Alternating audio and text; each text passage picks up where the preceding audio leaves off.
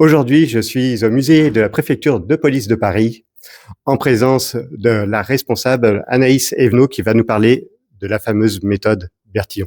Voir qu'à la fin du 19e, il y a un grand enjeu, c'est de reconnaître les récidivistes. Parce que, en fait, on se rend compte que la moitié de la population carcérale, ce sont des récidivistes. Et en fait, à l'époque, il n'y a pas de carte d'identité comme on connaît aujourd'hui. Et donc, les criminels ont bien compris qu'il ne fallait pas donner sa véritable identité. Ou voilà. Et quand ils étaient arrêtés, ils donnaient aussi des pseudos, etc. Et donc, c'est là qu'entre en jeu Alphonse Bertillon. Et il va inventer la méthode anthropométrique.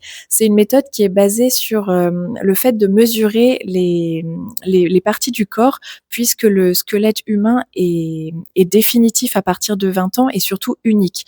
Donc en fait, quand un prévenu était arrêté par la préfecture de police, il était mesuré en long, en large et en travers, si on peut dire.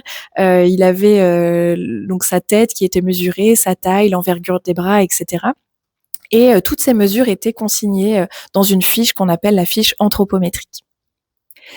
Et ensuite, Bertillon va restructurer tout le service photographique de la préfecture de police.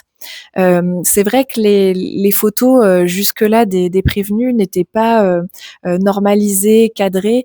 Par exemple, on sait qu'il y avait des prévenus qui faisaient la grimace, par exemple. Donc, tout l'enjeu de Bertillon, c'est de normaliser toutes les fiches anthropométriques et notamment la prise de photos. Et donc, il va installer tout un nouveau matériel à la préfecture de police et la prise de photos sera toujours effectuée de la même façon, avec le même cadrage, la même distance, la même lumière, etc.